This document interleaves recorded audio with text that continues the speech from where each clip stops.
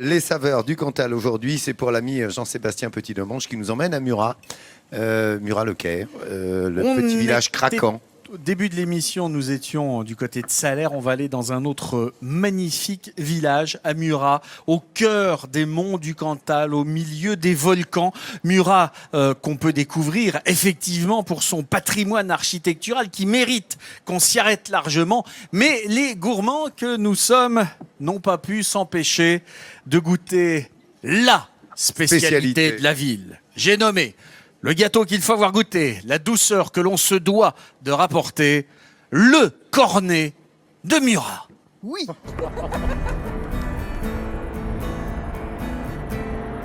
Au creux de la vallée de l'Alagnon, le village de Murat occupe un site pittoresque au pied des monts du Cantal. Cette bourgade est connue pour son charme médiéval, mais sa réputation dépasse largement le cadre historique. Pour mieux comprendre, il faut enfiler un tablier.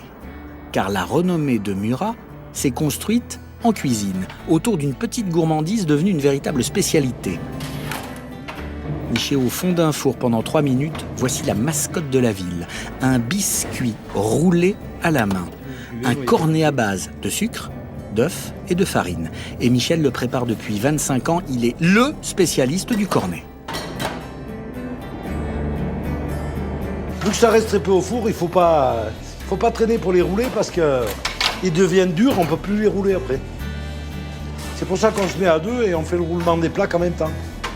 Michel et son apprenti n'ont pas le temps de chômer. Il faut satisfaire les commandes des clients. Julie est restauratrice. Elle vient tous les jours s'approvisionner ici, car pour elle, le cornet de Murat est le dessert par excellence. Et ça fait un dessert léger et c'est vrai qu'ils fondent dans la bouche. Moi, je les garnis avec des mousses différentes suivant les saisons et suivant mon envie.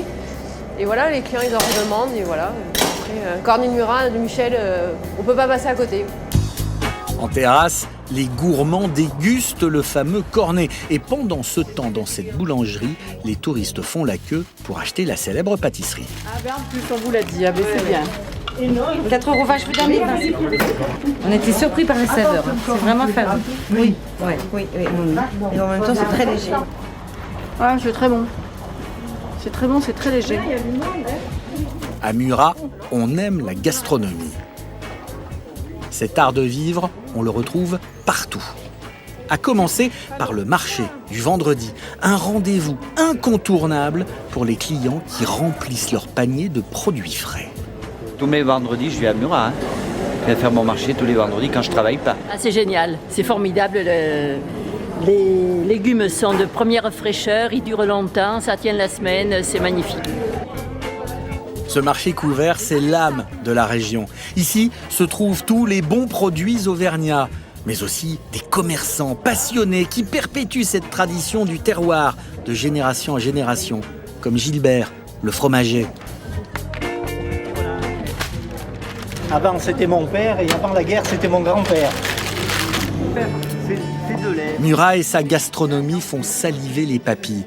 Mais le plaisir des yeux n'est pas en reste, car cette ville est tout simplement l'une des plus belles de la Haute-Auvergne. Cette cité médiévale fut érigée avec les entrailles de la terre.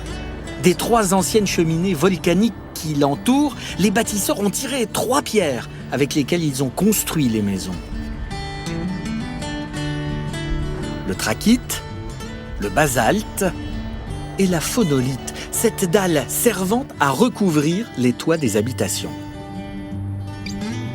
Cette histoire, Philippe la raconte mieux que personne. Il vit ici depuis 50 ans. Toutes ces pierres sont issues des volcans. C'est pour ça qu'à Murat, vous avez une unité d'architecture exceptionnelle, parce que les habitants ont toujours utilisé la pierre locale. Non, il n'y a pas d'apport extérieur. On n'a pas de pierres qui viennent d'ailleurs, de l'étranger ou d'autres régions. Et lorsqu'on visite Murat, le spectacle à ne pas manquer, c'est celui-ci.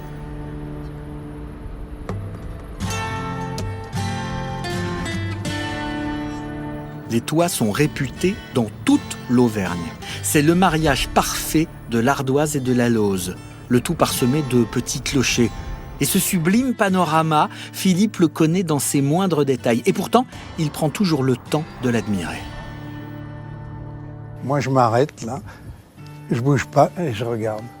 Le paysage est magnifique, et le panorama aussi, parce que vous avez la vue sur l'ensemble du pays. Murat est une cité passionnante. Personne ne sait vraiment à quand remonte son origine. L'architecture a traversé les siècles. Les tailleurs de pierre ont laissé derrière eux de sublimes édifices. Des demeures splendides, comme cette maison de commerçant datant du Moyen-Âge. C'est la petite boutique, oui, avec cette pierre à l'extérieur, où le commerçant présentait les objets qu'il avait à vendre. Voilà, une pierre en avancée. Dans Murat, on en connaît simplement 2 ou 3. Il en reste très peu. Voilà à quoi ressemble Murat. Un patrimoine exceptionnel concentré dans un petit cornet qui chaque année fait le bonheur des gourmands. Oui, bon cornet à son papa. Murat, son cornet, sa fête du cornet de Murat qui a lieu tous les ans. La fête du cornet où tout le monde rigole.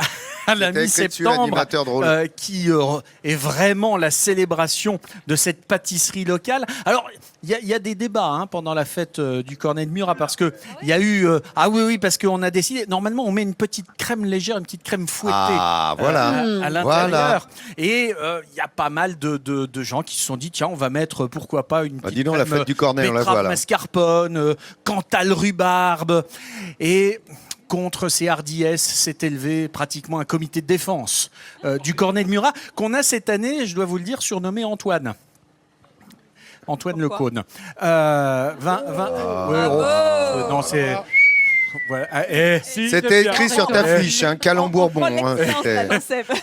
Et c'est une recette très particulière, Vincent. Oui, parce qu'en fait, c'est une tuile qui a été ensuite roulée en cône, bien entendu, mais c'est une tuile levée, très légèrement levurée, de manière à ce qu'elle donne un peu de légèreté, de croquant. C'est un peu aérien, tu as raison Nathalie de le signaler. Bon, évidemment, on peut mettre toutes sortes de choses à l'intérieur, pas ses doigts parce qu'on ne sait jamais si on va les récupérer, mais en revanche, la mousse au chocolat, c'est génial. Évidemment. Alors là, la mousse chocolat là-dedans, la mousse au chocolat, mais également les glaces, parce que qui dit cornet dit évidemment un crème glacée à l'intérieur, bien entendu. Et c'est son croquant quand même qui le rend absolument génial, ce bon goût de produits d'œufs et de beurre. Alors, je voulais vous présenter une autre spécialité. Je suis désolé de le dire, jusque-là, moi j'avais pensé que seuls les Bretons savaient faire des galettes et des sablés. Oui. Jusqu'à ce que je comme au début du sujet, on l'a montré tout à l'heure, le carré de Salaire. Carré de Salaire, c'est un diabolique sablé également. Oui. Parce que c'est pratiquement que du beurre, un peu de farine et d'œufs aussi, mais surtout du beurre. Et on y met du sucre, mais aussi du beurre. Oui. Et on va également... Regardez, vous voyez ce léger brillant, eh bien ceci est dû au dorage, la dorure à l'œuf. Voilà, c'est absolument magnifique et c'est d'une finesse.